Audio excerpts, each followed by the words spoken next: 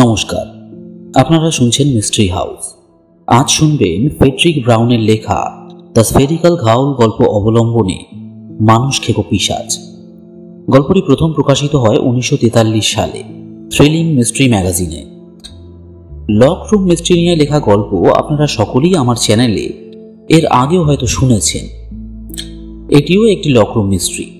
এই গল্পের রহস্যের আসল সমাধানটা আগে থেকে হয়তো শ্রোতাদের কেউই সমাধান করতে পারবেন না, তবে সমাধানটা সত্যি সত্যি সম্ভব আছে, বাস্তবেও সেটা করা যেতে পারে। যাই হোক, গল্পটা ভালো করে শুনবেন, কারণ আমি যখন প্রথম গল্পটা পড়ি তখন পরিস্থিতিকে কল্পনা করতে আমারও একটু অসুবিধা হচ্ছিল। আসুন তবে শুরু করা যাক আজকের গল্প, ফ্রেডরিক ব্রাউন রচিত কাহিনী মানুষ খেকো পিশাচ। আমার কোনো ধারণা ছিল না সেই রাতে আমার সাথে কি হতে চলেছে। যখন আমি কাজে যাই তখন একেবারেই ভাবিনি অস্বাভাবিক কিছু হতে পারে। ভেবেছিলাম অন্য দিনের মতো এটাও শান্তিপূর্ণ একটা রাতের মতোই কাটবে। তখন ঘড়িতে বাজে 7টা এবং বাইরেটা ধীরে ধীরে অন্ধকার হতে শুরু করেছিল। আমি করোনারের অফিসে প্রবেশ করে জানলা দিয়ে বাইরে তাকাই। বাইরে দেখতে পাচ্ছিলাম উঁচু উঁচু বিল্ডিংগুলো, এমনকি কেন ডরমেটরিটাকেও। সেখানে আমি থাকি। আমার নাম হলো জেরি গ্র্যান্ট। আর হ্যাঁ, কাজে গিয়ে আমি খুব কম সময়ই ঘুমিয়েছি।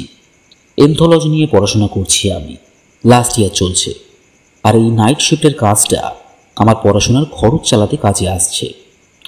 বহুদিন যাবৎ আমি 5 ঘন্টার বেশি ঘুমিয়েছি কিনা সন্দেহ আছে। করোনারের অফিসের এই কাজটা বেশ সহজ। কিছু ঘন্টা হালকা কাজ করার পর বাকি রাতটা পড়ে থাকে পড়াশোনার জন্য। এই সময় পিছনে শুনতে পেলাম ডক্টর ডোয়াইট স্কিবিন, যিনি করোনার, উনি বেরোনোর জন্য তৈরি হচ্ছেন। তার নড়াচড়া এবং সবশেষে চেয়ার ছেড়ে ওঠার শব্দ কানে এলো আমার। কার্ড ফাইলগুলো ঠিক মতো গোছাতে ভুলো না জেরি, বললেন উনি। সব কিছু অগোছালো হয়ে রয়েছে। আমি জানলা থেকে মুখ সরিয়ে মাথা নাড়লাম। আজ নতুন কেউ এসেছে নাকি? আমি জিজ্ঞেস করি। শুধু ডিসপ্লে কেসে একটা দেহ আছে, আমার সন্দেহ আছে তাকে কেউ দেখতে আসবে বলে। তবে রেফ্রিজারেটর ইউনিটের দিকে নজর রেখো, ওটা একটু ভ্যানতারামি করছে। 32 ডিগ্রি? আমি জানতে চাইলাম।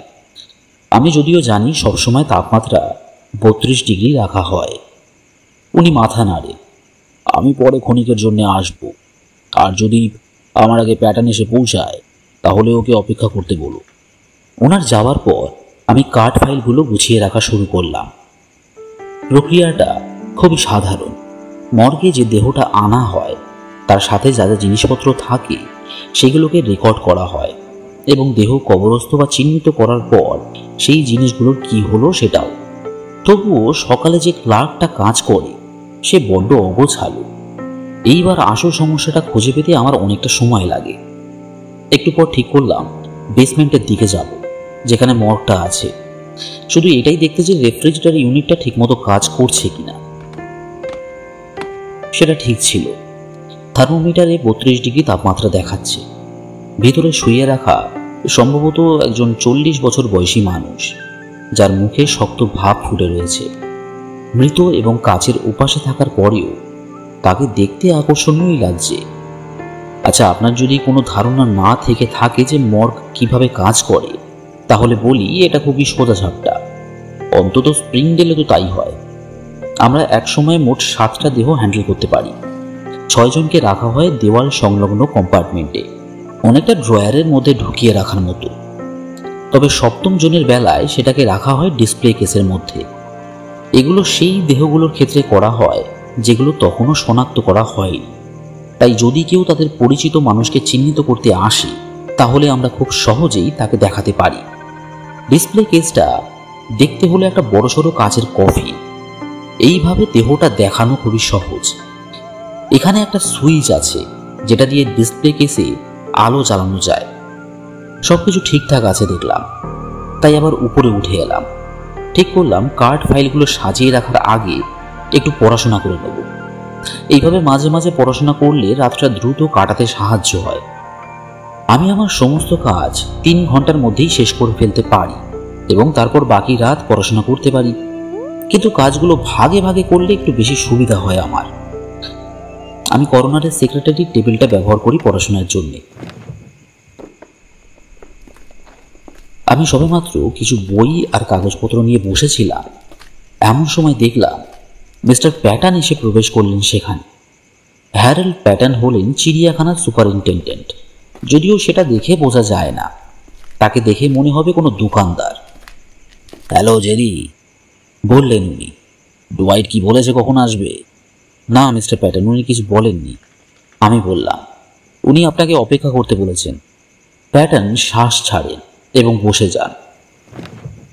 আজকে আমি ওকে দাবা খেলায় হারাবো, বললেন উনি। উনি এবং ডক্টর দুজনেই দাবা খেলার ভক্ত। প্রতি সপ্তাহে 2 বার করে ডক্টর স্কিবিং তার স্ত্রীকে জানিয়ে দেন ওনার আসতে একটু দেরি হবে, এবং দুজনে মাঝ রাত অবধি খেলা চালিয়ে যান। আমি দ্য গোল্ডেন বগের একটা কপি তুলে সেটা খুললাম। এই বইটার প্রতি আমার বেশ আগ্রহ জন্মেছে, কারণ এটা পুরোটাই পুরনো কুসংস্কারের উপর লেখা। প্যাটার্নের নজরে বইয়ের শিরোনামটা পড়ে এবং চোখ কুচকান উনি। এটাও কি তোমার পড়াশোনার বই? আমি নিজের মাথা নাড়ি। না, এটা আমি আমার থিসিসে ব্যবহার করব, কিন্তু আমার মতে এটাকেও এনথোলজির মধ্যে ঢোকানো উচিত। জেরি, তুমি এই থিসিসগুলোকে খুব সিরিয়াসলি নাও। ভূত, পিশাচ, ভ্যাম্পায়ার, ওয়্যারউলফ, যদি তুমি এদের কাউকে খুঁজে পাও তাহলে আমার কাছে নিয়ে এসো। আমার চিড়িয়াখানায় এদের জন্য আলাদা একটা খাঁচা রয়েছে। তবে তুমি কি একটা খাঁচায় ওয়্যারউলফকে পুড়তে পারবে?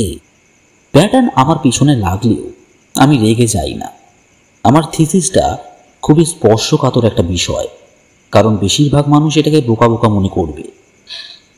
যখন লোকেরা আমার কাজ নিয়ে ঠাট্টা করে তখন আমার ইচ্ছা হয় তাদের মুখে ঘুষি মারতে। তবে আমি মিস্টার প্যাটার্নের দিকে তাকিয়ে শুধু হাসলাম। ওই লিস্টে আপনার ভ্যাম্পায়ারকে রাখা উচিত নয়, আমি তাকে বললাম। সেটা তো যথারীতি আপনার কাছে আছে। যেবার আপনার চিড়িয়াখানায় বেড়াতে গিয়েছিলাম তখন তাদের কয়েকটা দেখেছি। কি? ও, তুমি বলছো ভ্যাম্পায়ার বাদুরগুলো? হ্যাঁ, একদম। আর একটা ইউনিকর্নও আছে আপনার কাছে। আপনি কি জানেন যে রাইনোসরসটা আসলে ইউনিকর্ন? মধ্যযুগীয় শিল্পীরা এদের একটাকেও দেখেনি, তাই তারা কল্পনা করে সেটা ছবি আঁকে। সত্যি? তবে এই সময় হলওয়েতে পায়ের শব্দ কানে এলো এবং ডক্টর স্কিবিন এসে ঢোকেন ভিতরে। হ্যালো হ্যারল্ড, মিস্টার প্যাটার্নের উদ্দেশ্যে বলেন উনি। তারপর আমার দিকে ঘুরে বললেন, তোমার খানিকটা কথা কানে এসেছে আমার জেরি। আর তুমি ঠিক, তোমার থিসিস নিয়ে ঠাট্টা করার সুযোগ দিও না প্যাটার্নকে। উনি নিজের টেবিলের কাছে গিয়ে দাবার বোর্ডটা বের করলেন ড্রয়ার থেকে। হ্যাঁ, তোমাদের দুজনের সাথে আমি পেরে উঠব না, প্যাটার্ন বললেন। কিন্তু জেরি, পিশাচদের বিষয়ে তুমি কি বলবে? যদি এই শহরে কোথাও সেটা থেকে থাকে তাহলে এটাই হবে একটা মোক্ষম স্থান, নাকি সেটাও কোনো কুসংস্কার? কুসংস্কার? আমি প্রশ্ন করি। কি থেকে আপনার মনে হয়?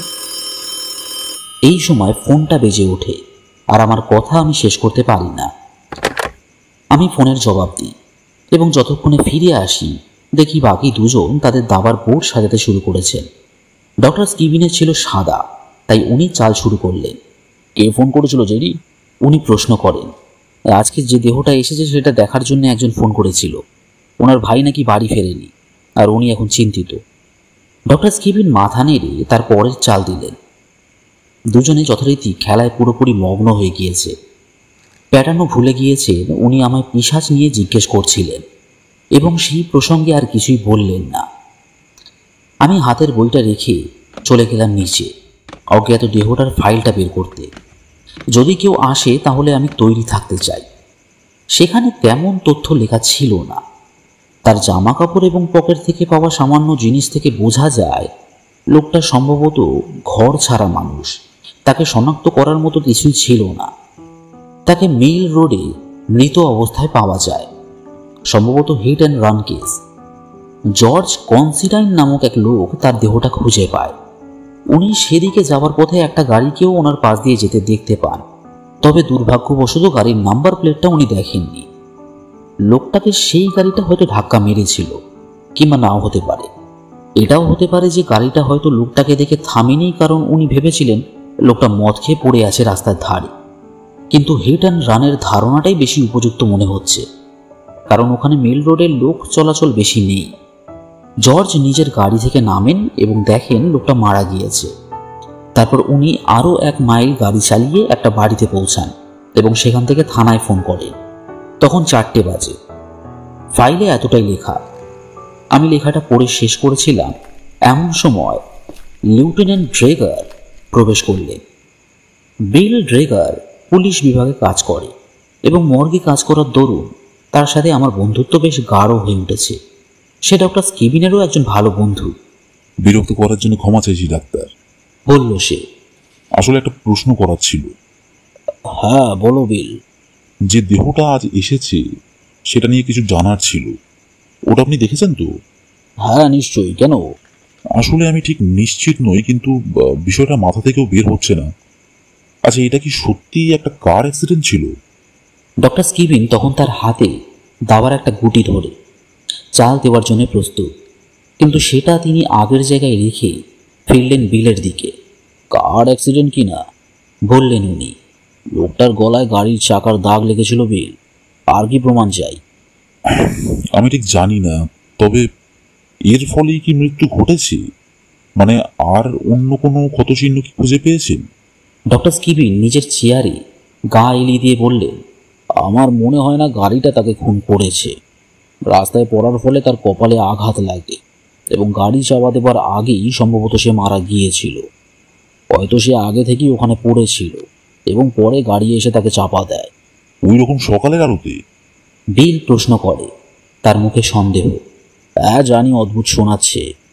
ডক্টর সম্মতি দিলেন, কিন্তু হতে পারে সে গাড়ির মাঝে চলে এসেছিল। ওর থেকে মদের গন্ধ পাচ্ছিলাম আমি। আচ্ছা, ধরা যাক তাকে গাড়ি চাপা দিয়েছে। বিল বলে চলল, বিষয়টা কিভাবে ঘটেছে বলে মনে হয় আপনার? সে রাস্তার মাঝে এসে পড়লো কিভাবে? আমার মতে সে আগে উল্টে পড়ে রাস্তায় এবং তারপর গাড়িটা এসে চাপা দেয়। হয়তো রাস্তা পার করতে যাচ্ছিল, তখন হর্নের শব্দ শুনে সরে আসতে যায়, কিন্তু পরিবর্তে উল্টে পড়ে রাস্তায়। ততক্ষণে গাড়ির চালক হয়তো গাড়ি থামাতে পারেনি এবং চাপা দিয়ে চলে যায়। আমি এতক্ষণ কিছুই বলিনি, কিন্তু এবার কথা বললাম। যদি সে মাতাল অবস্থায় ছিল, তাহলে সেটা দেখেও চালক গাড়ি থামালেন না কেন? মাতালরা যখন গাড়ি চাপা পড়ে তখন গাড়ির চালকদেরও কোনো দোষ দেওয়া হয় না। বিল বলল, সেটা ঠিক জেরি, কিন্তু চালকটির কাছে কোনো প্রত্যক্ষদর্শীও ছিল না, কিংবা হয়তো সে ঘাবড়ে যায়। মানুষ কাউকে গাড়ি চাপা দিলে অনেক সময় ঘাবড়ে যায়, যদি সেটা তার ভুল নাও হয়ে থাকে তবুও, কিংবা হয়তো চালকটিও হয়তো নেশার মধ্যেই ছিল। ডক্টর স্কিবিন একটু ঝুঁকে আসেন। হ্যাঁ ঠিক, কিংবা গাড়ি চালানোর জন্য এর আগে থানায় তার নামে চার্জও থাকতে পারে। পরে পুনরায় ঝামেলায় সে পড়তে চাইবে না। কিন্তু বিল, মৃত্যুর আসল কারণ হলো কপালে আঘাত লেগে মৃত্যু। ওর ঘাড়ের উপর দিয়ে পরে গাড়ি চালানো হয়েছিল। 5 বছর আগে এমন একটা কেস আমরা পেয়েছিলাম, মনে আছে? ডক্টর স্কিবিন মাথা নাড়ে। আমি এখানে 5 বছর আগে ছিলাম না, সেটা মনে আছে তো? ও হ্যাঁ হ্যাঁ, বিল বলল। আমিও ভুলেই গিয়েছিলাম যে ডক্টর স্কিবিন তখন শহরে ছিলেন। উনি তখন সাউথ আমেরিকায় কাজ করছিলেন। যখন আবার উনি ফিরে আসেন, তখন ওনাকে এখানে করোনার বানানো হয়। ফলে উনি তার রিসার্চ এবং দাবা খেলা দুটোই চালিয়ে যেতে পারেন। তুমি চাইলে নিচে গিয়ে দেহটা আরেকবার দেখে আসতে পারো, ডক্টর স্কিবিন বললেন বিলকে। জেরি তোমাকে পথ দেখিয়ে দেবে, সেই সাথে এটা ওর মনটাকেও ভূত পিশাচের চিন্তা থেকে একটু দূরে রাখবে। আমি বিলকে নিয়ে নিচের তলায় চলে আসি এবং ডিসপ্লে কেসের আলোটা জ্বালি। তুমি চাইলে আমি কভারটা সরিয়ে দেহটা বাইরে আনতে পারি, আমি বললাম। বিল ওটাকে ভালো করে দেখার জন্যে কাছে ঝুঁকে পড়ে। এখন শুধু লোকটার মুখটাই দেখা যাচ্ছে, বাকি দেহ চাদরে ঢাকা। মুখটা দেখেও খারাপ লাগছে। তার কপালে ফুটে রয়েছে বড়সড় কালো হয়ে আসা ক্ষতচিহ্ন এবং তার মুখের নিচটাতেও কিছু ছোটোখাটো দাগ রয়েছে। যা দেখতে পাচ্ছি লোকটা মুখ থুবড়ে মাটিতে পড়ার পর গাড়িটা চাপা দেয় ওকে। বিল বলল, কিন্তু কিন্তু কি? সে চুপ করতে আমি প্রশ্ন করি। ঠিক বলতে পারবো না, আমি শুধু ভাবছি লোকটা ওইখানেই কেন রাস্তা পার হচ্ছিল? সেদিকটা তো ডেড এন্ড ছিল। আমি আলোটা নিভিয়ে দিই। হয়তো তুমি এটাকে নিয়ে একটু বেশি চিন্তা করছো বিল। আমরা কি করে বুঝবো যে আদৌ লোকটা রাস্তা পার হচ্ছিল কিনা? লোকটা মদ খেয়েছিল, হয়তো রাস্তায় হোঁচট খেয়েছিল সে। হ্যাঁ, বোধহয় তুমি ঠিক বলছো, বলল সে। উঠে দাঁড়ালো। চলো উপরে যাওয়া যাক। আমরা আবার উপরে উঠে আসি এবং উপরে এসে দরজাটা বন্ধ করে দিলাম আমি। মর্গে ঢোকার এই একটাই রাস্তা, যদিও দরজার কাছেই চাবিটা থাকে, তাও দরজাটা বন্ধ রাখাই নিয়ম। মর্গটা পুরোটাই দেওয়াল দিয়ে ঘেরা, ফলে এই সিঁড়ি ছাড়া সেখানে ঢোকার আর কোনো পথ নেই। কি খুশি তো? আমরা ফিরতে বিলকে প্রশ্ন করলেন ডক্টর। হ্যাঁ, হয়তো, বলল বিল। লোকটাকে চেনা চেনা লাগছিল, মনে হয় ওকে কোথাও দেখেছি আগে, কিন্তু ঠিক করে মনে করতে পারছি না। কেউ কি তাকে চিহ্নিত করেছে? না, বললেন ডক্টর, কিন্তু এখানের কেউ হলে নিশ্চয়ই কেউ আসবে। কাল প্রচুর কৌতূহলী দর্শকদের আমরা দেখতে পাবো। এরকম মৃত্যু ঘটলে এখানে অনেকে আসে। বিল বলল সে বাড়ির দিকে যাচ্ছে এবং বেরিয়ে পড়ে। আমি খানিকক্ষণ দাবা খেলা দেখি। Mister Pattern হারছিলেন।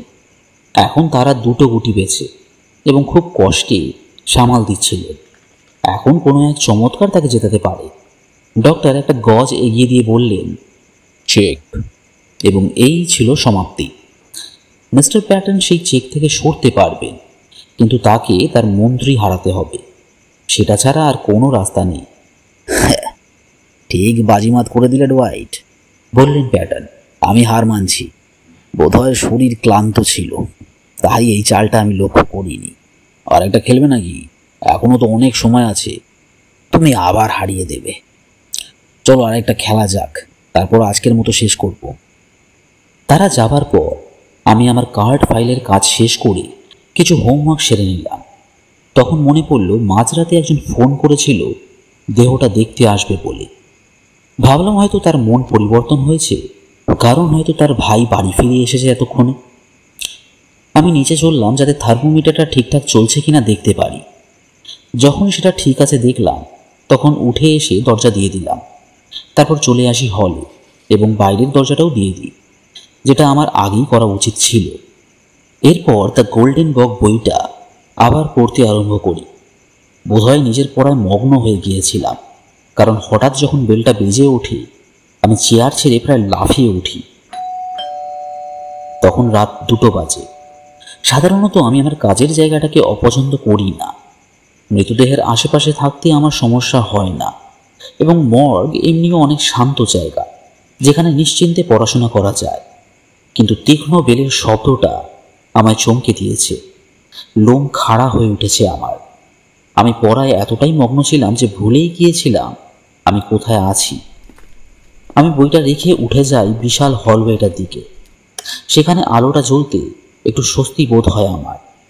দেখলাম কাঁচের দরজার ওপারে একজন লম্বা রুগ্নপ্রায় মানুষ দাঁড়িয়ে, তার চোখে চশমা এবং হাতে ধরা সোনালি হাতলওয়ালা লাঠি। আমার নাম রজার বার্গ। দরজা খুলতে লোকটা বলল, আমার নিখোঁজ ভাইয়ের বিষয়ে আমি ফোন করেছিলাম। আমি কি ভিতরে আসতে পারি? হ্যাঁ, নিশ্চয়ই, আমার সাথে আসুন। যখন দেখলাম আপনি আসছেন না, ভাবলাম আপনার ভাই হয়তো ফিরে এসেছে। আমিও তাই ভাবছিলাম, উনি বললেন। আমার এক বন্ধু জানায় সে নাকি ওকে দেখেছে সন্ধ্যার দিকে, তাই অত চিন্তা করছিলাম না। কিন্তু রাত 1টা বেজে যাবার পরেও যখন ও বাড়ি এলো না, তখন আবার চিন্তা হতে শুরু করলো। ততক্ষণে আমরা করোনারের অফিসে পৌঁছে গেছি।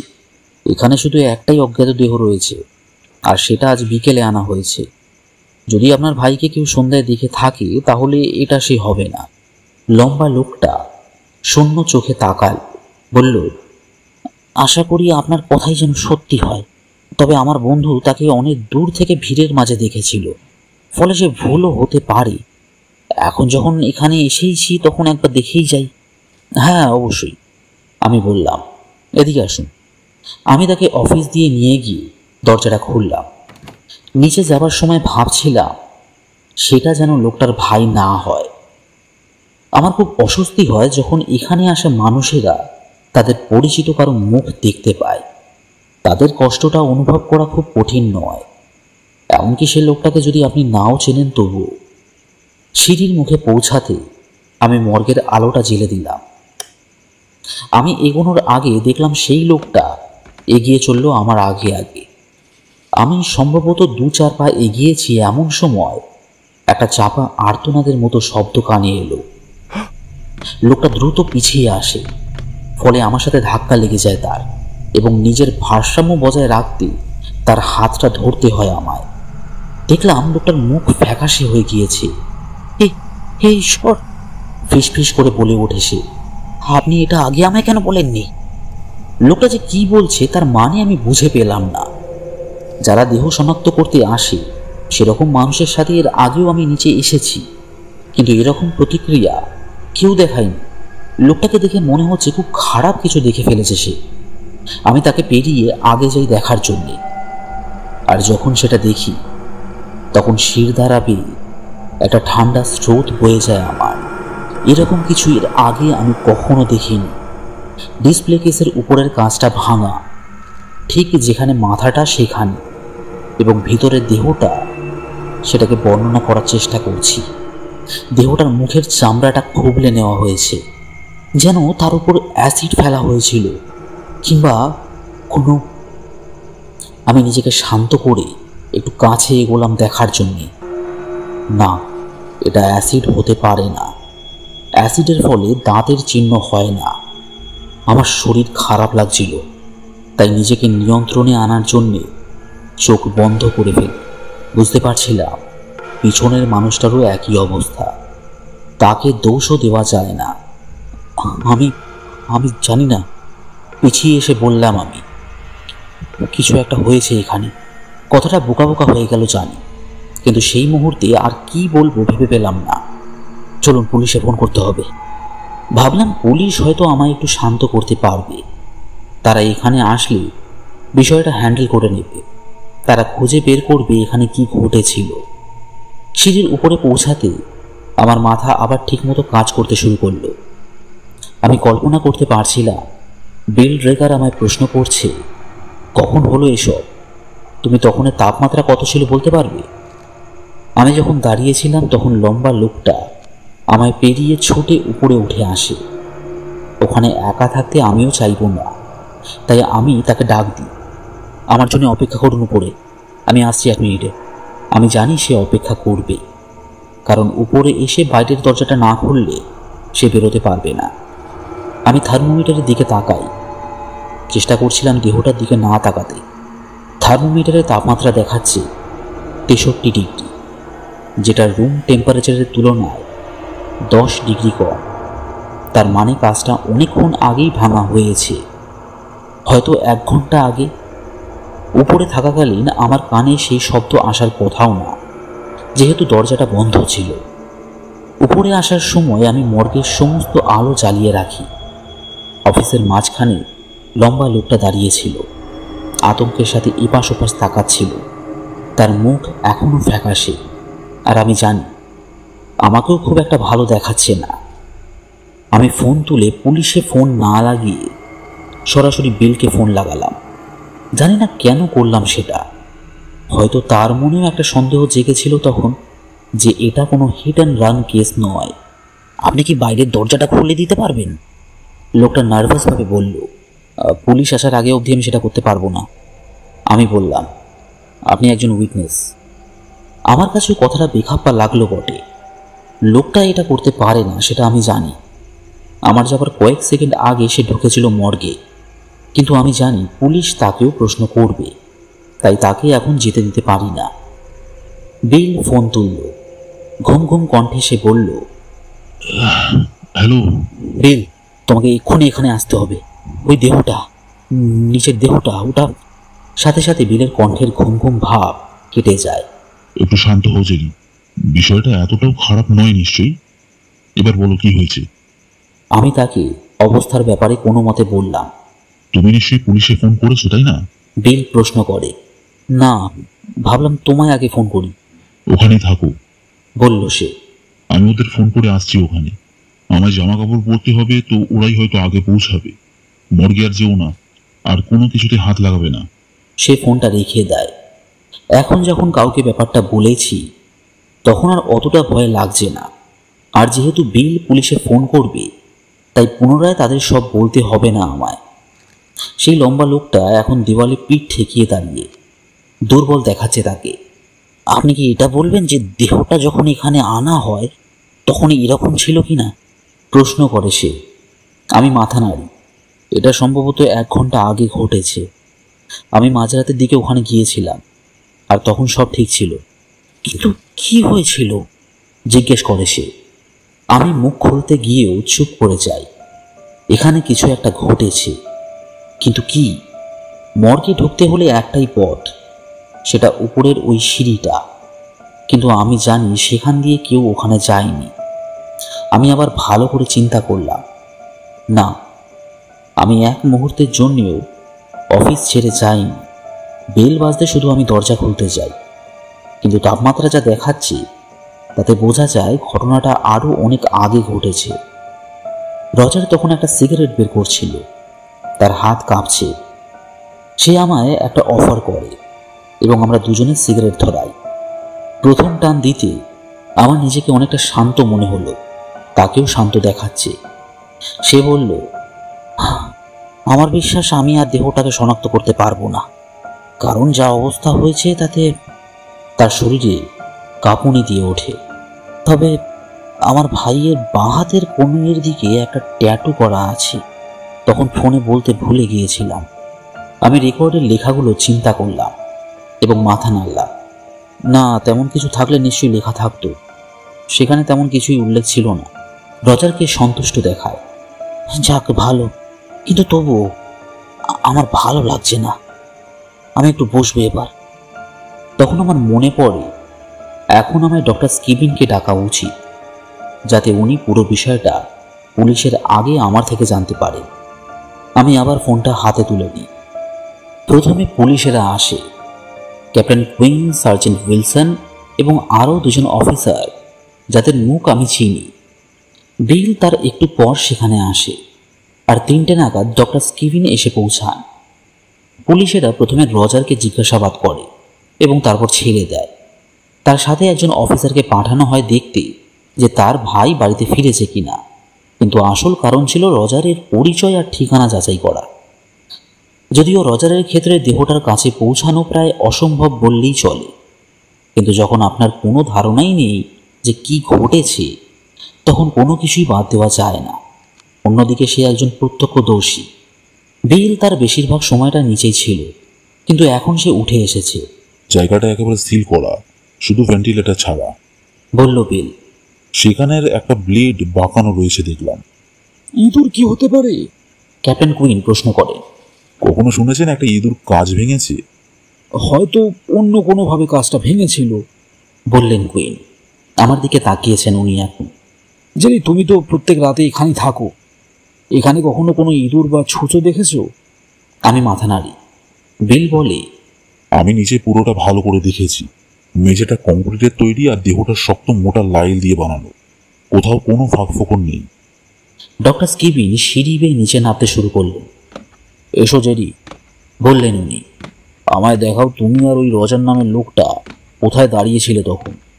আমি যদিও নিচে যেতে চাইছিলাম না, তাও গেলাম ওনার পিছন পিছন এবং দেখালাম কোথায় দাঁড়িয়েছিলাম।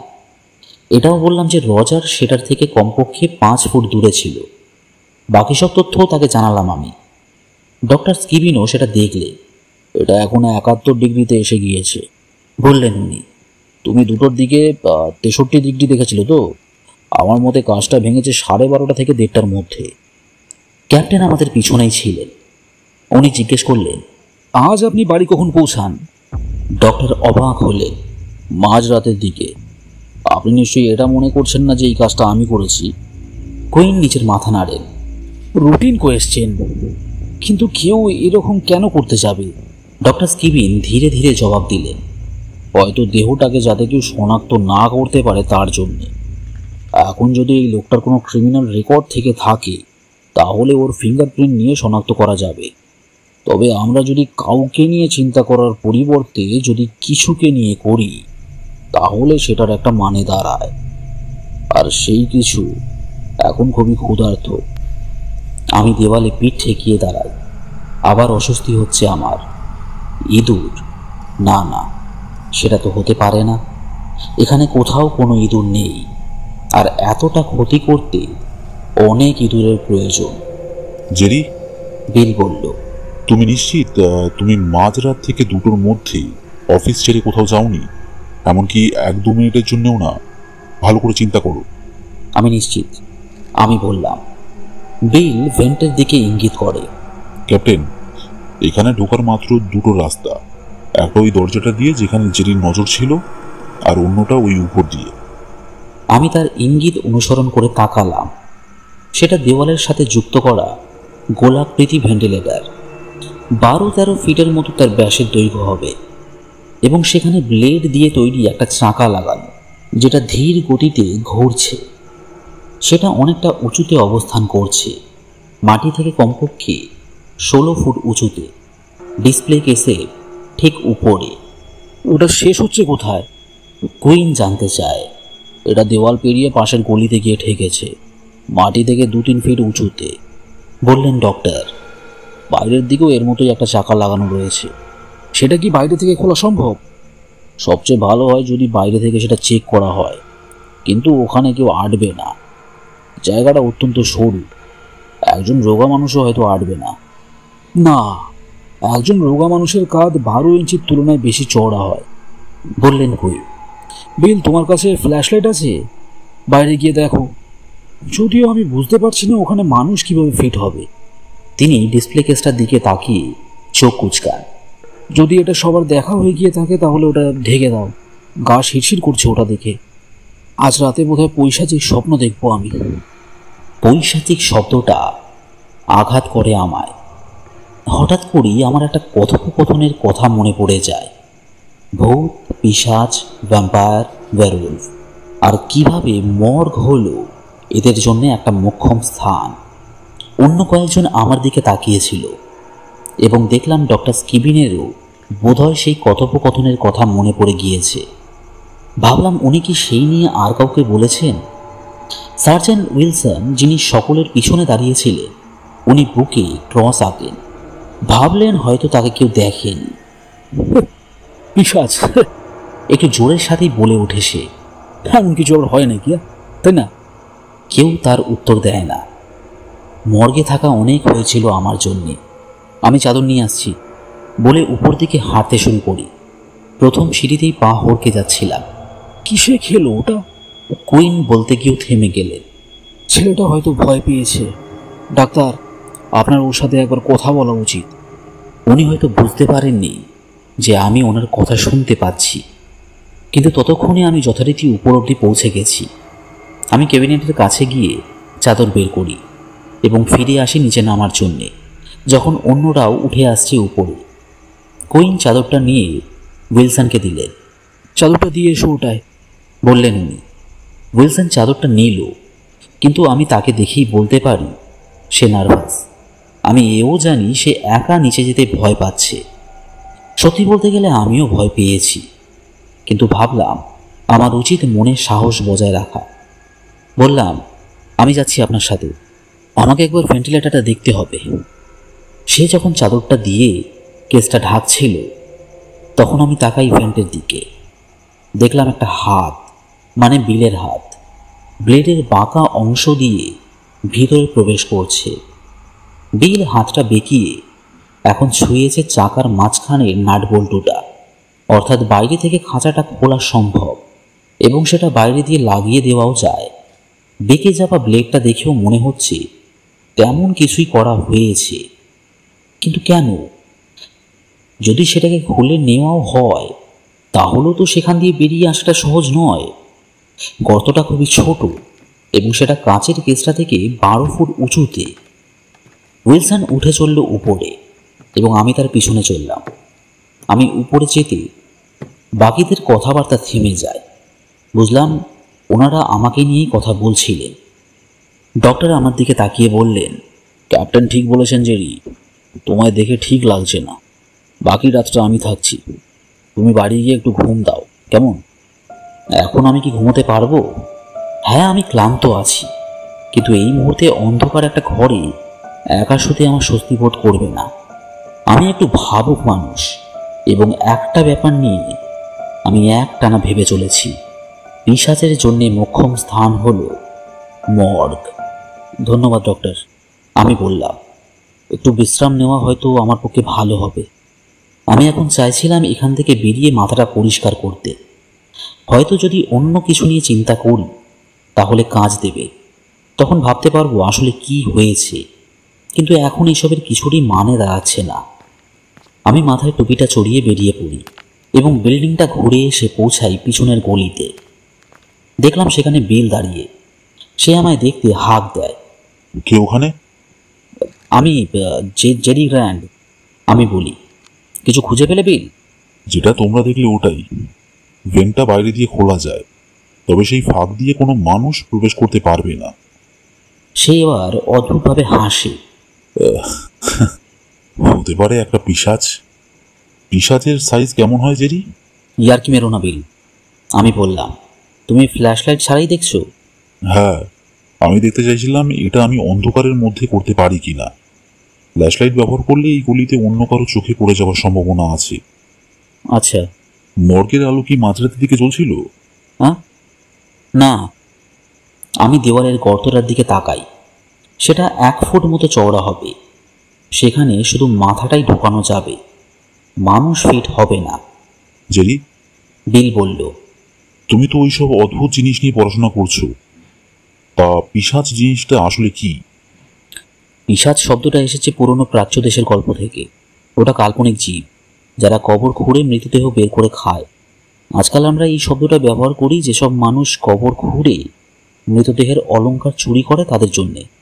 এককালে তো লোকেরা মৃতদেহ খুঁড়ে সেটা বের করে বিক্রি করে দিত ডাক্তারদের। এখানে কিছু অদ্ভুত অদ্ভুত কেসও রয়েছে। কিছুদিন আগে প্যারিসে একটা ঘটনা ঘটে। সে লোকটার নাম ছিল বার্ট্রান্ড। চার্লস ফোর্ড নিজের বইয়ে তার উল্লেখ করেছেন। Charles Ford? আচ্ছা, তো কি হয়েছিল? কেউ বা কিছু প্যারিসের কবরস্থানে কবর খুঁড়ত, অনেকটা পিশাচের মতো। তারা ওকে ধরতে পারেনি, কিন্তু একটা ফাঁদ পাতে। শেষে গিয়ে তারা বার্ট্রান্ড নামে একজনকে ধরে এবং সে সব স্বীকার করে নেয়। বিল কিছু বলে না, সে শুধু দাঁড়িয়ে থাকে। আমি আচমকা বুঝতে পারলাম ও কি ভাবছে, এবং সেই উপলব্ধিতে গা শিউরে উঠল আমার। যদি তেমন কিছু এখানে ঘটে থাকে তাহলে সেটা শুধুমাত্র একজনই করতে পারে, আমি। বিল আমার দিকে তাকিয়ে চুপচাপ অন্ধকারে দাঁড়িয়ে থাকে, হয়তো ভাবছে আমি কি। আমি এখন বুঝতে পারলাম বাকিরাও কেন আমার আশাতে চুপ করে গেছিল। যদিও এটা একটা ধারণা মাত্র, তবে সন্দেহ যে জেগেছে সবার মনে তা আমি জানি। আমি তখন বুঝলাম যতক্ষণ না এই রহস্যের সমাধান হচ্ছে ততক্ষণ আমি সন্দেহের খাতাতেই পড়ে থাকব। এখন আমায় সরাসরি দোষী ঘোষণা করা বোকার মতো হবে, কিন্তু লোকেরা সবসময় ভাববে সেটা নিয়ে। তারা হয়তো আমায় দেখবে এবং ভালো করে লক্ষ্য করবে আমার কথায় বা হাবভাবে কোনো অদ্ভুত বিষয় লক্ষ্য করা যাচ্ছে কিনা। এমনকি বিল, যে আমার সবচেয়ে কাছের বন্ধুদের মধ্যে পড়ে, সেও আজ আমাকে অদ্ভুত চোখে দেখছে। বিল, তুমি কি ভাবছো যে আমি এসব? একেবারেই না জেরি। কিন্তু ও যে আমার কথাটা শেষ হওয়ার আগেই বুঝে গিয়েছিল আমি কি বলতে চাইছি, সেটাই প্রমাণ করছে সন্দেহের সত্যতা। তাছাড়া ওর কণ্ঠেও কিছু লেগেছিল, ভয়। ও যেন এখন আমাকে খানিক ভয় পাচ্ছে। সে দ্রুত সরে যায় আমার থেকে, যেন আমার কাছে থাকতেও ভয় করছে ও। কিন্তু সেসব নিয়ে কথা বলার সময় বা স্থান এটা নয়। এখন আমি যাই বলবো সেটা পরিস্থিতিটাকে আরো খারাপ করবে। তাই আমি বললাম, পরে দেখা হবে বিল, এবং হাঁটতে শুরু করলাম রাস্তা ধরে। রাস্তা পার করতে একটা সারা রাত খোলা থাকা ক্যাফে পড়ে। খিদে তেমন ছিল না আমার, মনে হচ্ছিল আর কখনোই কিছু খেতে পারবো না আমি। কিন্তু বোধহয় 1 কাপ কফি খেলে মাথাটা একটু পরিষ্কার হবে। কাউন্টারের ওপাশে হ্যাঙ্ক প্যারি দাঁড়িয়েছিল। সে একাই ছিল। আরে জেরি যে, আমায় দেখে সে বলল, আজ তাড়াতাড়ি ছুটি হয়েছে নাকি? আমি শুধু মাথা নাড়ি। ব্ল্যাক কফি দিও শুধু, আমি তাকে বলি, এবং তার কিছু বলার আগে আমি আরও যোগ করি, আমার খিদে নেই, একটু আগেই খেয়েছি। বলার পর বুঝলাম সেটা না বললেও হতো। যদি কেউ পরে গিয়ে হ্যাঙ্ককে জিজ্ঞেস করে আমি এখানে এসে কি করেছিলাম, তখন ওরা জানতে পারবে যে আমি কোনো খাবার অর্ডার করিনি। এখন তাহলে আমায় প্রতিটা শব্দ ভেবেচিন্তে বলতে হবে। কিন্তু যতক্ষণ হ্যাঙ্ক মর্গের বিষয়ে অজানা থাকবে ততক্ষণ আমায় শব্দচয়ন না করলেও চলবে। সে আমার কফি দিল এবং আমি চিনি দিয়ে সেটা নাড়তে শুরু করলাম। আজকে রাতের আবহাওয়াটা বেশ ভারী সুন্দর, তাই না? হ্যাঙ্ক বলল। আমার কাছে আজকের রাতটা সবচেয়ে জঘন্য, কিন্তু সেটা এখন আমি তাকে বলতে পারবো না। আজ কাজ কেমন চলছে হ্যাঙ্ক? আমি প্রশ্ন করি। খুব ধীর গতিতে। আজ রাত 12টা থেকে 2টোর মধ্যে কটা কাস্টমার পেলে? তেমন বেশি নয়। কেন? হ্যাঙ্ক, বললাম আমি। সেই সময় কিছু একটা ঘটেছে, সেটা আমি তোমায় এখন বলতে পারছি না। আমি জানি না সেটা কাল খবরের কাগজে বেরোবে কিনা, কিন্তু সেটা যদি না হয় তাহলে ওই নিয়ে কিছু বললে আমার কাজ চলে যেতে পারে। তুমি কি মনে করে বলতে পারবে সেই সময় অদ্ভুত কিছু বা কাউকে দেখেছিলে কিনা? হ্যাঙ্ক কাউন্টারে হেলান দিয়ে ভাবতে শুরু করে। সেই সময় কিছু কাস্টমার এসেছিল, তবে সকলেই রেগুলার, যারা আশেপাশে নাইট শিফট করে তারা। তুমি জানলার গ্রিলের সামনে থেকে রাস্তার উপাসটা দেখতে পাও? আমি প্রশ্ন করি। তুমি নিশ্চয়ই ওখানের ওই গলিটা দেখতে পাও ভালো করে? হ্যাঁ, সে তো পারি। তুমি কাউকে ওই গলিতে হেঁটে বা গাড়ি নিয়ে আসতে দেখেছো? সত্যি বলতে গেলে হ্যাঁ, বোধহয় তখন 1টা বাজে। লোকটা চোখে পড়ে কারণ তার সাথে একটা কিছু ছিল। আমার হৃদস্পন্দন বেড়ে গিয়েছে। তার হাতে কি ছিল? আর তাকে দেখতে কেমন? আমি তার মুখ দেখতে পাইনি। সে বেশিরভাগ সময় অন্ধকারেই ছিল, কিন্তু তার সাথে একটা বোলিং বল ছিল। Bowling ball? হ্যাঙ্ক মাথা নাড়ে। হ্যাঁ, তাই জন্যই চোখে পড়ে লোকটাকে। এখানে কোথাও বোলিং অ্যালিও নেই। আমি নিজেও বোলিং করি, তাই ভাবছিলাম কোথায় যাচ্ছে লোকটা। সে কি ওটা হাতে জড়িয়ে হাঁটছিল? হ্যাঙ্ক আমার দিকে তাকায়। বোলিং বল খালি হাতে নিয়ে কেউ হাঁটে না। তার জন্য একটা ব্যাগ রয়েছে, যেটার মধ্যে বলটা সঠিকভাবে এঁটে যায়। সেই সাথে কিছু অতিরিক্ত জায়গা থাকে জুতো রাখার জন্যে। আমি চোখ বন্ধ করে ঘটনাটার একটা মানে বের করার চেষ্টা করি। আজ রাতে যা সব অদ্ভুত কাণ্ড ঘটল তার মধ্যে এটা হলো সবচেয়ে আজব। মর্গের পিছনের গলিতে একজন হাতে করে বোলিং বল নিয়ে ঘুরছিল, আর ঠিক সেটা রাত 1টা নাগাদ। যদি লোকটা কোনোভাবে এতে জড়িত না থাকে সেটা খুবই কাকতালীয় বিষয় হবে। তুমি নিশ্চিত ওটা বোলিং বলের ব্যাগ ছিল? একেবারে। আমার কাছেও তেমন একটা রয়েছে। আর যেভাবে লোকটা সেটা ধরেছিল তাতে বোঝা যায় বলের ওজন বেশ ভালোই ছিল। সে আমার দিকে কৌতূহলের সাথে তাকায়। তুমি কি জানো জেরি, এই ধরনের ব্যাগে আরামসে একটা বোম রাখা যায়। কেউ কি মর্গে বোম প্ল্যান করেছিল? না না। তাহলে যদি সেটা তোমার বোলিং বল না মনে হয়, তাহলে আর কি ছিল বলে মনে হয়? জানলে তো ভালোই হতো হ্যাঙ্ক, সত্যিই ভালো হতো। আমি আমার কফি শেষ করে উঠে দাঁড়াই। অনেক ধন্যবাদ হ্যাঙ্ক, আমি বললাম। আরেকবার ভেবে দেখো, আর আমায় জানিও অন্য কিছু মনে পড়লো কিনা। পরে দেখা হবে আবার। আমার একটু খোলা বাতাসের প্রয়োজন ছিল, তাই আমি কিছু না ভেবে শুধু হাঁটতে থাকি। আমার মাথায় তখন একটাই চিন্তা ঘুরছে, একটা বোলিং বল। কেউ একজন একটা বোলিং বল বা সেই আকৃতির কিছু কেন মর্গের পিছনের গলিতে নিয়ে আসবে? একটা বোলিং বল ভেন্টিলেটরের গর্তে খুব সহজে প্রবেশ করতে পারবে, এবং সেটা যদি ওখান দিয়ে নিচে ফেলা হয় তাহলে সেটা খুব সহজে ডিসপ্লে কেসের কাঁচটা ভাঙতে সক্ষম হবে। কিন্তু বাকি যা যা ঘটেছে সেটার জন্য বোলিং বলকে দায়ী করা যায় না। আমার মনে পড়ে কেউ একজন বোলিং নিয়ে কিছু একটা কথা বলছিল। ও হ্যাঁ, ডক্টর স্কিবিন আর মিস্টার প্যাটার্ন বলছিলেন দাবা খেলার পরিবর্তে বোলিং করতে যাবেন, কিন্তু তাদের কারো সাথেই বোলিং বল ছিল না। আর ডক্টর স্কিবিন এটাও বলেছিলেন যে তারা মাঝরাতের মধ্যে বাড়ি ফিরে যাবেন। যদি সেটা বোলিং বল না হয়ে থাকে তাহলে কি ছিল? একটা পিশাচ, একটা গোল বল আকৃতির পিশাচ। চিন্তাটা এতটাই অদ্ভুত ছিল যে আমি রাস্তার ধারে দাঁড়িয়ে হাসতে শুরু করে দিই। বোধহয় আমার মাথা খারাপ হতে শুরু করেছে। ভাবলাম আবার মর্গে যাব এবং বাকিদের জানাবো যে আজকের অতিথিটি ছিল একজন মানুষ খেকো বোলিং বল। তারপর আচমকা আমি থমকে যাই, কারণ আসল সত্যিটা আমার মাথায় আঘাত করেছে। আমি ধরতে পেরেছি বোলিং বলের জায়গায় আসলে কি ছিল। দূরে কোথাও যেন 3:30 বাজার সংকেত শুনতে পেলাম। চারপাশ চোখ ফিরিয়ে দেখলাম আমি কোথায় আছি। আমি মর্গ থেকে 15 কি 16 ব্লক দূরে এসে পড়েছি, আর মাত্র 1 ব্লক দূরেই রয়েছে চিড়িয়াখানাটা। যদি আমার আন্দাজ ঠিক হয় তাহলে সেখানে একবার আমায় যেতে হবে। আমি হেঁটে চলে এলাম মিস্টার প্যাটার্নের বাড়ি, যেটা চিড়িয়াখানার রাস্তার বিপরীতে অবস্থিত। আর আশ্চর্যভাবে বাড়ির নিচের তলার একটা ঘরে তখন আলো জ্বলছিল। আমি সিঁড়ি দিয়ে উঠে বেল বাজাই। রোব গায়ে চড়িয়ে মিস্টার প্যাটার্ন দরজা খুললে,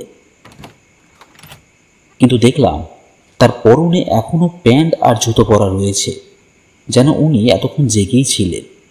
তাকে অবাক দেখালো না। হ্যাঁ জেরি, বলো, উনি বললে, যেন উনি আমার জন্যই অপেক্ষা করছিলেন। খুব ভালো হয়েছে আপনি জেগে আছেন মিস্টার প্যাটার্ন, আমি বললাম। আপনি আমার সাথে চিড়িয়াখানার দিকে আসতে পারবেন? আমার একটা খাঁচা দেখার প্রয়োজন আছে। তুমি বিষয়টা ধরতে পেরেছ, তাই তো জেরি? উনি প্রশ্ন করে। হ্যাঁ পেরেছি, আমি বললাম। তারপর বুঝলাম একটা আশঙ্কা জন্মাচ্ছে আমার মধ্যে। আপনাকে ওই গলিতে ঢুকতে দেখা গিয়েছিল। যে লোকটা দেখেছিল সে জানে আমি এখানে এসেছি। সে দেখেছিল আপনি হাতে করে। উনি নিজের হাত তুলে বাধা দিলেন এবং হাসলেন। চিন্তার কিছু নেই জেরি, আমি জানতাম এটা শুধু সময়ের ব্যাপার মাত্র। আর হ্যাঁ, আমি সত্যিই কাউকে খুন করেছি, কিন্তু সেটাকে লুকোবার জন্যে আমি আবার খুন করব না। আমি যাকে খুন করেছি সে লোকটা তার যোগ্য ছিল, আর আমি একটু ঝুঁকি, কিন্তু সেসব গুরুত্বপূর্ণ নয়। লোকটা কে ছিল আমি জানতে চাই। তার নাম মার্ক লিডাম। সে 4 বছর যাবৎ আমার সহকারী ছিল। তখন আমি একটা ভুল করেছিলাম। ইনভেস্টমেন্ট করা বেশ কিছু টাকা হারিয়েছিলাম আমি, আর সেটা ভরাট করতে চিড়িয়াখানা থেকে টাকা পয়সা চুরি করি। মার্ক সেটা জানতে পারে এবং প্রমাণ জোগাড় করে। সে আমায় ব্ল্যাকমেল করা শুরু করে দেয় এবং টাকা চাইতে থাকে। সে শহর ছেড়ে চলে যায়, তবে মাঝে মাঝে ফিরে এসে আবার টাকা চাইতে থাকতো। এইবার আমার কাছে আর টাকা ছিল না, তাই খুনটা করতেই হতো আমায়। তাই জন্যই আপনি সেটাকে একটা অ্যাক্সিডেন্ট হিসেবে সাজিয়েছিলেন, তাই তো? আমি বললাম। আপনি ওকে এখানে খুন করে ফেলে এসেছিলেন ওখানে? হ্যাঁ, আমি এমন দেখাতে চেয়েছিলাম যে এটা গাড়ি দুর্ঘটনার ফলে ঘটেছে, যাতে কেউ তাকে চিনে না ফেলে। কিন্তু 1 ইঞ্চির জন্য মিস করে যায়। ওই সময় আরেকটা গাড়ি এসে পড়ে, তাই আবার চেষ্টা করার সুযোগ আমি আর পাইনি। ভাগ্যবশত ডক্টর স্কিবিন তাকে চিনতে পারেননি। লিডাম এখানে থাকাকালীন সে সাউথ আমেরিকা ছিল, কিন্তু অন্যরা হয়তো তাকে চিনে ফেলতে পারে। কেউ যদি তাকে চিনে ফেলে তাহলে সেখান থেকে সন্দেহটা আমার উপর এসেই পড়বে। তাই জন্যই আপনার দরকার ছিল লোকটাকে এমন বানানো যাতে কেউ তাকে চিনতেই না পারে। এখন আমি বুঝতে পারছি বিলের কাছে সে কেন পরিচিত ঠেকেছিল, কিন্তু বিল ঠিক করে মনে করতে পারছিল না। প্যাটার্ন মাথা নাড়েন। বিল তখন একজন সাধারণ পেট্রোলম্যান ছিল, আর মাঝে মধ্যে হয়তো সে লিডামকে দেখেছিল, কিন্তু অন্য কেউ হয়তো তাকে শনাক্ত করতে পারত। জেরি, তুমি এখন ফিরে যাও আর বাকিদের জানিয়ে দাও এসব। ওদের বলো আমি এখানেই থাকবো। মিস্টার প্যাটার্ন, আমায় ক্ষমা করবেন, তবে কাজটা আমায় করতেই হবে, আমি বললাম। এছাড়া যদি আর কোনো রাস্তা থাকতো তো। না না, তুমি যাও, আমি পালাবার চেষ্টা করব না। আর ডাক্তারকে বলো যদি আমায় আজ তাড়াতাড়ি বেরোতে না হতো তাহলে সে আমায় হারাতে পারতো না। আমি চাইছিলাম সেখান থেকে তাড়াতাড়ি বেরিয়ে আসতে। Good night Jerry. উনি ভদ্রভাবে আমায় বারান্দা অবধি এগিয়ে দিলেন। তখন আমি বুঝলাম যে ওনার কখনোই পরিকল্পনা ছিল না এখান থেকে পালানো। উনি চাইছিলেন সকলে যেন তাকে এখানে খুঁজে পায়, তবে জীবিত অবস্থায় নয়। আমি প্রায় তাকে বাধা দেওয়ার জন্য কিছু বলতে চাচ্ছিলাম, কিন্তু আমি জানি ফাঁসিতে ঝোলা তার পক্ষে আরো কঠিন হবে। আর হ্যাঁ, যতক্ষণে সেখানে পুলিশ এসে পৌঁছায় ততক্ষণে উনি আর এই জগতে ছিলেন না। আমি যদিও এসব আগে থেকেই জানতাম, তাও খবরটা ফোনে শুনতে আমার গায়ে কাঁটা দিয়ে ওঠে। বোধহয় আমার শরীরটাও কাঁপছিল, কারণ বিল আমার কাঁধে একটা হাত রাখে। জেরি, বলল সে, রাতটা খুবই খারাপ গিয়েছে তোমার জন্য জানি। তোমার একটা ড্রিঙ্ক চাই এখন। পানীয়টা সাহায্য করল এবং আমি দেখলাম বিলের চোখে আমার জন্য আবার সেই পুরনো সম্মান ফিরিয়ে এসেছে। গতরাতে গলিতে যে চাহনি সে আমায় দিয়েছিল তার একেবারে বিপরীত। জেরি, তোমার উচিত পুলিশে যোগ দেওয়া। তুমি যে এটা বুঝতে পেরেছিলে যে এইসব কাজ করা হয়েছিল একটা আর্মাডিলো ব্যবহার করে, সেটা সত্যিই প্রশংসার যোগ্য। এছাড়া আর কী বা হতে পারত? এই সমস্ত পিশাচের ধারণা এসেছে বন্য জন্তুদের থেকে। একটা হায়না হয়তো মর্গে ঘটে যাওয়া কাণ্ডটা ঘটাতে পারত, কিন্তু কোনো মানুষের পক্ষে একটা হায়নাকে সামলানোটা বা সেটাকে দড়ি দিয়ে উপরে তোলা সহজ নয়। একটা আর্মাডিলো পচা মাংস খায়, যখন সেটা ভয় পায় তখন সে গুটিয়ে যায় বলের মতো, অনেকটা বোলিং বলের মতো। সেটা তেমন একটা আওয়াজও করে না। তুমি সেটাকে খুব সহজে একটা বোলিং ব্যাগে নিয়ে ঘুরতে পারবে। তার শক্ত শরীরের আঘাতে খুব সহজে কাজও ভাঙা সম্ভব। যদি প্যাটার্ন তাকে উপর থেকে সোজা ডিসপ্লে কেসের উপর ফেলে তাহলেই সেটা ভেঙে যাবে। আর হ্যাঁ, অবশ্যই যাচাই করতে উনি ফ্ল্যাশ লাইটও ব্যবহার করতে পারবেন। বিলের শরীরে শিহরণ দিয়ে ওঠে। সে বলল, আমারও একটা ড্রিঙ্ক দরকার। তুমি আর নেবে নাকি? শুনছিলেন ফ্রেডরিক ব্রাউনের কাহিনী মানুষ খেকো পিশাচ। গল্পটা কেমন লাগলো নিচে কমেন্ট করে জানাতে পারেন। আর যদি বলি আমার কেমন লেগেছে গল্পটা, তাহলে এক কথায় বলবো আকর্ষণীয়। গল্পটাকে আমি দিচ্ছি 5-এর মধ্যে 3.5। সামনের সপ্তাহে আসতে চলেছে দুর্দান্ত একটি রহস্য কাহিনী। ততদিন সকলে ভালো থাকবেন, সুস্থ থাকবেন।